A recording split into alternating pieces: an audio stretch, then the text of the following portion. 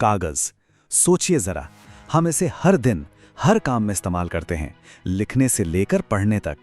पर क्या कभी ये ख्याल आया है कि ये जो एक सादा सा पन्ना होता है ना, ये बनने से पहले कितना लंबा, कितना असाधारण सफर तय करता है? तो आज हम लोग इसी सवाल का जवाब ढूंढने वाले हैं।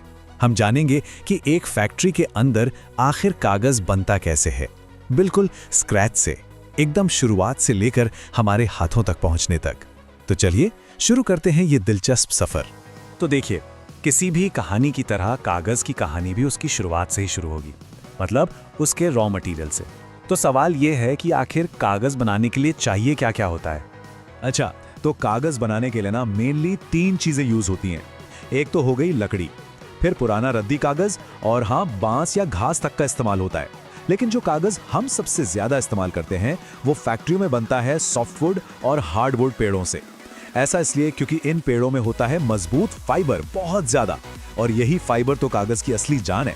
तो ठीक है, रॉ मटेरियल तो आ गया, लकड़ी, पर जाहिर सी बात है इतने बड़े बड़े पेड़ों पर सीधे तो काम शुरू नहीं कर सकते। तो अगला स्टेप यह है कि इन्हें एक ऐसे फॉर्म में बदला जाए जिस पर आगे आसानी से काम हो सके। इसके लिए ना पेड़ों को पहले बहुत ही छोटे छोटे टुकड़ों में काटा जाता है, इन्हें कहते हैं वुड चिप्स। और हाँ, ये बहुत जरूरी होता है कि मशीनों से कटने वाले ये सारे चिप्स एक ही साइज के हों। ऐसा क्यों? ताकि जो आगे का केमिकल प्रोसेस है वो एकदम परफेक्ट तरीके से हो। और अब आता है इस पूरे प्रोसेस का सबसे जरूरी, सबसे इंटरेस्टिंग हिस्सा। ये वो स्टेज है जहां ठोस लकड़ी एक ऐसे घोल में बदल जाएगी जो कागज की असली जड़ है। हाँ बिल्कुल, समझिए कि एक जादुई स्टेप है जहां ठोस लकड़ी का रूप पूरी तरह से बदल जाता है।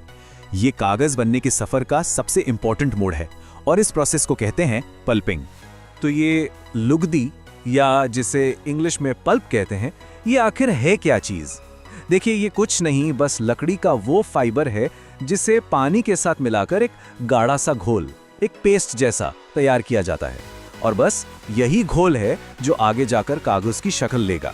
अच्छा, तो इसे बनाते कैसे हैं? होता यह है कि उन वुड चिप्स को बड़े बड़े टैंकों में डाला जाता है, पानी और कुछ केमिकल्स जैसे सोडियम हाइड्रोक्साइड के साथ। फिर इस पूरे मिक्सचर को पकाया जाता है, मतलब हीट किया जाता है। गर्मी और केमिकल्स मिलकर अपना काम करते हैं, और लकड़ी के अंदर जो फाइबर्स होते हैं ना, वो एक दूसरे से अलग हो जाते हैं। लेकिन रुकिए, अभी ये लुगदी कागज बनाने के लिए रेडी नहीं हुई है।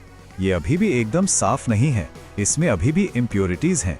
तो जाहिर है अगला कदम होगा इसकी अच्छी तरह से सफाई। इसकी सफाई होती है 2 स्टेप्स में।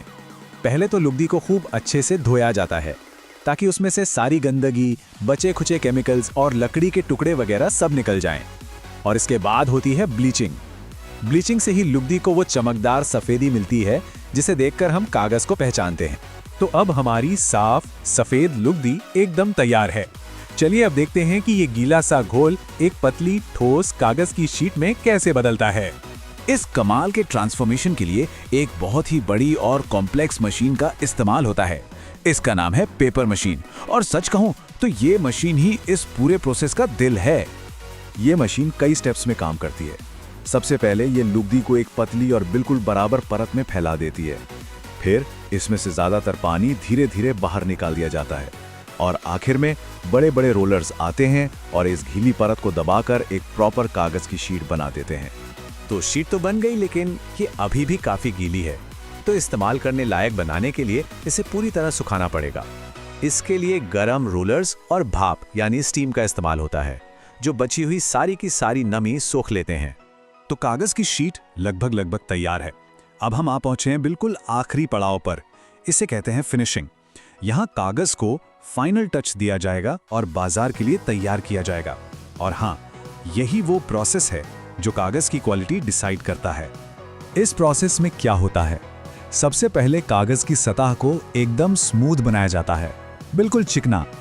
फिर जैसी जरूरत हो उस हिसाब से इस पर चमकदार या मैट फिनिश दी जाती है, और आखिर में इसकी मोटाई मतलब थिकनेस चेक की जाती है ताकि क्वालिटी में कोई भी कमी न रह जाए।